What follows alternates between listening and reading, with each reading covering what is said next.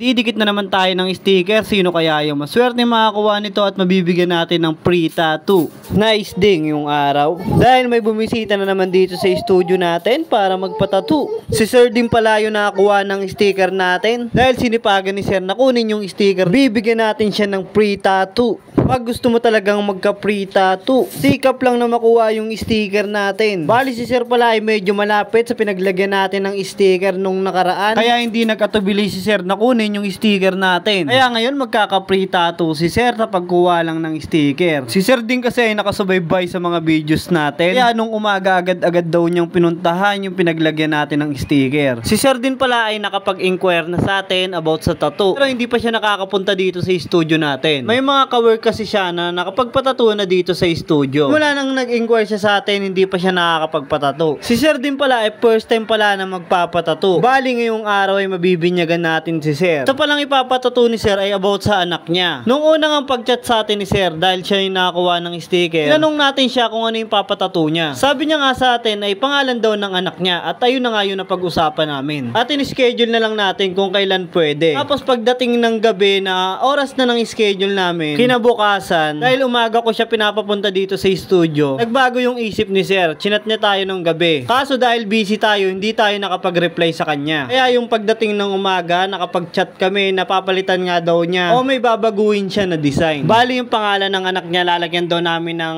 paa o footprint ng anak niya, tapos kapanganakan na number sa baba. Ang problema, dahil umaga na kami nakapag-chat ni Sir, nagagahol na siya sa oras dahil napag-usapan namin na alas 8 nga siya pumunta dito sa studio. Pero nakapag-conversation pa kami ni Sir, nasabi ko nga gumamit siya ng ink. Bali ang pinakatanong pala sa atin ni Sir, paano daw ba makukuha yung footprint ng anak niya? Dahil wala daw siyang ink na ginagamit para daw dun sa footprint. Nagsuggest nga tayo kay Sir na pwede yung pentel pen, yung pinaka-ink nun. Kailangan mo lang buksan yung loob nun, tapos pipigayin mo yung pinaka-ink. Sabi nga ni Sir ay wala nga daw. Nagsuggest nga rin tayo ng ballpen. Kaso nga lang, kaya hindi natin sinuggest kagad yun nung una dahil mahirap talaga tanggalin yung pinaka-ink ng ballpen. Nakakaawa naman din kasi yung baby ni Sir pag nalagyan na ng ink ng ballpen kasi matagal talaga matanggal yon. Kaya ang nangyari, hindi na lang nagawa ni Sir. Kaya balik na naman kami sa unang napag-usapan namin. Yun nga ay pangalan na lang. Dahil nga alanganin na yung oras dahil sinabi natin alas 8 at lagpas na alas 8. Pag pumunta siya dito sa studio natin, wala namang problema sa atin yun kasi dahil kausap na natin siya at may pinaplano lang ng konti at malilate ng bahagya. Kaya naiintindihan naman natin yun. Kaya nga pagpunta niya dito sa studio, umiisip ako ng paraan kung ano yung pwedeng gawin. Ito kasi yung sinin sa atin ni Sir na design. Kung ganito kasing design yung gusto mangyari ni Sir, kailangan talaga ng footprint ng anak niya para makuha namin yung ganong concept na gusto niya. Pero dahil nga wala tayong footprint ng anak ni Sir, ito na lang yung naisip natin na paraan. Pagdating dito ni Sir sa studio natin, kinausap natin siya na baka meron siyang print o picture ng anak niya. Tapos didiskartehan na lang natin para lang makuha natin yung mismong paa ng anak niya. Dahil sabi ko nga medyo simple pag pangalan lang. At natutuwa din ako dahil may idea si Sir na isama yung paa ng anak niya. Kaya sinabihan ko siya na hindi natin magagaya yung kagaya ng sa footprint ng sined mo, pero kukunin na lang natin yung paa ng anak mo o yung pinaka footprint para masunod pa rin natin yung concept na gusto mong mangyari. Dahil nga wala siyang picture ng footprint ng anak niya, tumawag kagad si Sir sa misis niya para makapag-send ng picture. Medyo nahirapan pa siguro yung misis ni Sir dahil nakailang picture pa siya. Pasensya na po ma'am dahil gusto to ni Sir, pagbibigyan natin siya. Pasensya na po sa abala. Yun nga yung picture na sinin sa atin ni ma'am, nakailang picture pa nga. Nagsabi pa nga tayo kay Sir na baka meron pang ibang picture para medyo maayos dahil yung unang picture ay hindi talaga maayos yung pagkaka-picture sa paa ni baby. Hindi man namin nasunod yung gusto mangyari ni Sir na parang footprint na binakat mismo yung paa ni baby. Magawa pa rin naman tayo ng idea o concept para magawa o masunod pa rin natin yung design na gusto mangyari ni Sir. Not bad na yun para kay Sir at naging masaya si Sir dahil nagawa natin yung gantong design. O nasunod pa rin yung gusto mangyari ni Sir para sa bago niyang tattoo. Dahil malaking parte din pala yan kay Sir dahil first baby niya pala yan. Saka first tattoo niya ngayong araw. Ayun na nga, andito na nga tayo sa pinali. White ink para sa highlight. First time lang magpatattoo ni Sir pero malakas si Sir dahil dito niya rin napiling magpatattoo sa bandang tiyan. Ayan pala, tapos na rin pala tayo. Linisan na natin para makita na natin kung ano yung kinalabasan sa ginawa nating tattoo kay Sir. Ayun na nga yung kinalabasan sa ginawa nating tattoo kay Sir. Si Sir na nga yung nanalo ng pa-free tattoo natin dahil lang sa pagkuha ng sticker natin. Dahil sa pagsubaybay ni Sir sa mga videos natin, kaya niya kagad nalaman kung saan natin dinikit yung sticker. Kaya agad-agad din niyang napuntahan. Para sa mga gusto ng mga pa-free tattoo, abang-abang na lang din kung saan natin ulit may ilalagay yung sticker natin. Pwede mo rin i-comment yung lugar mo. Baka sakaling mapasyalan natin at padikitan natin ng sticker para sa pa-free tattoo. Ayun na nga yung kinalabasan sa ginawa nating tattoo kay Sir. Kaya para sa tattoo ni Sir, nice!